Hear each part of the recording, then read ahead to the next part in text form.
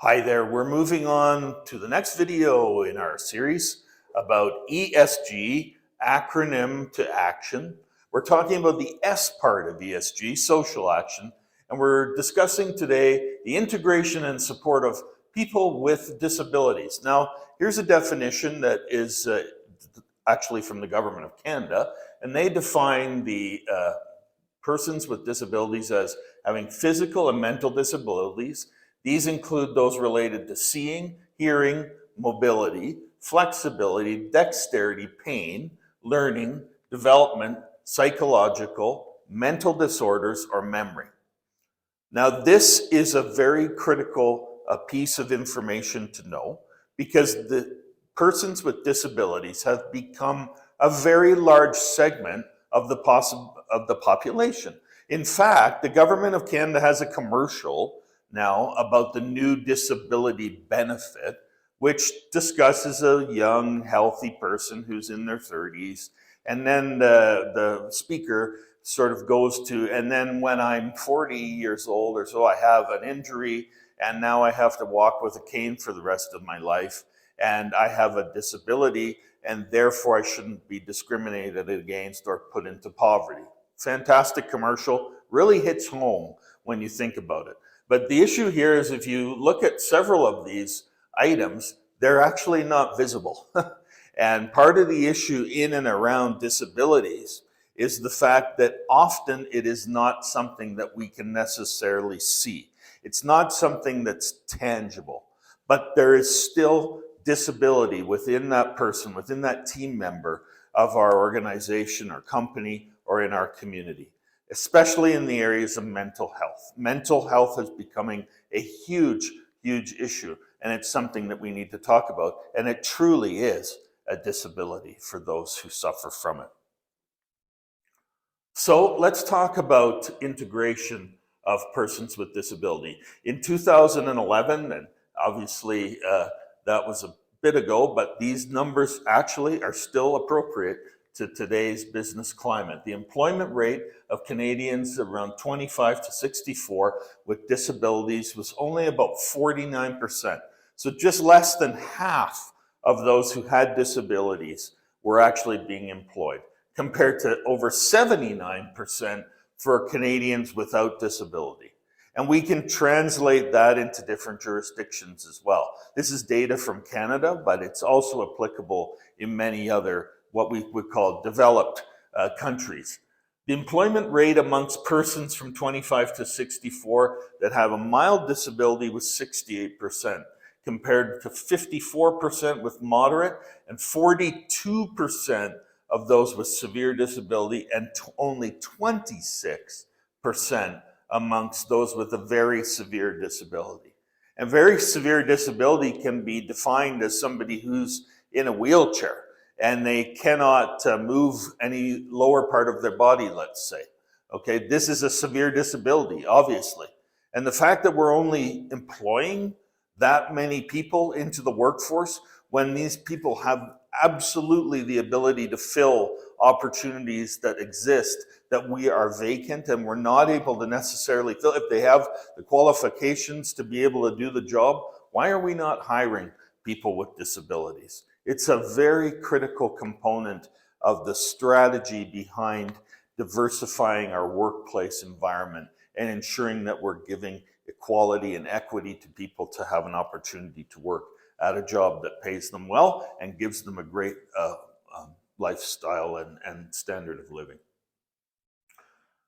Now, let's take a look at this. On the integration and support of people with disabilities, again, we see that the difference in employment rates between persons that have a disability and those without a disability was lower also amongst university graduates.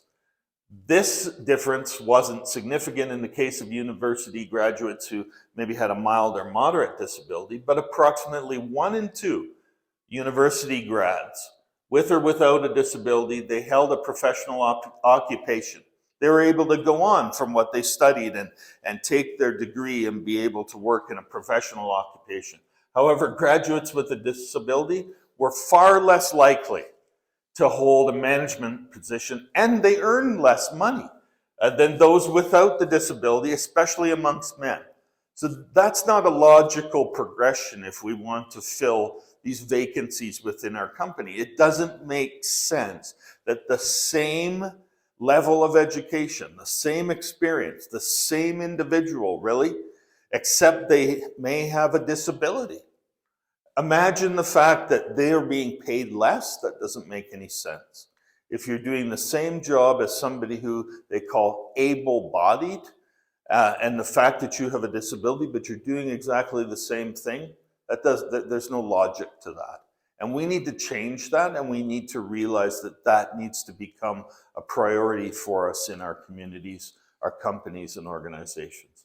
Now, amongst Canadians with a disability, this is an unfortunate statistic. 12% reporting having been refused a job in the previous 5 years as a result of their condition.